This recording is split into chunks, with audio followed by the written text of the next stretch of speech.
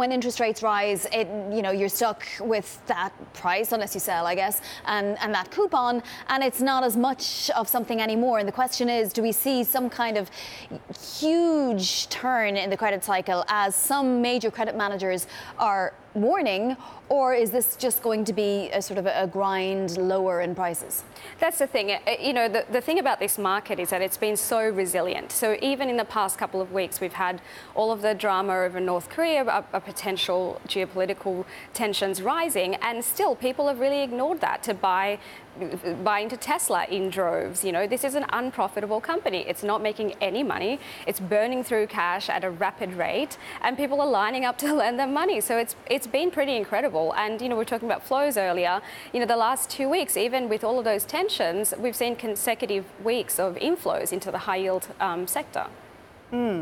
Yeah, Nabila, what is it that's going to break this market's resilience? Is it as simple as just to move higher in Treasury yields, or is it much more complex than that?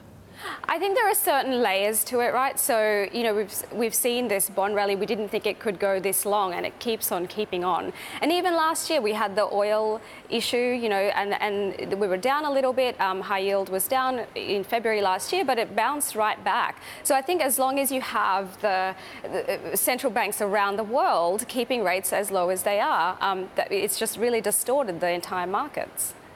Yeah. And what are the signs then that we really need to watch for that could show this market turning around? Is it CDS? Is it that OAS chart moving to a different level that I showed earlier? What is it? It is both of those. And then when you see a company like Tesla come to market, or you saw Iraq earlier this month come and sell their bonds, and they were oversubscribed as well, the experts are saying those are the signs that we've hit the peak, really, because that's when you say, OK, it's going to turn. On the other hand, something like Tesla is very, unique credit. People are going to buy Tesla for all sorts of different reasons, quite apart from the price of the coupon.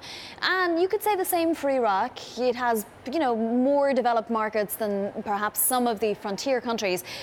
What about the other types of credits that are out there? Are they seeing as much demand? Are companies in general pulling back, investment-grade companies? Oh, absolutely. Demand. I mean, we're going to see Amazon come to market this week. They're holding investor calls this week to fund their deal for Whole Foods, and people are expecting that people will go pretty crazy for that credit as well. We're probably going to see $20 to $30 billion of issuance this week, which is really huge for like the third week of August.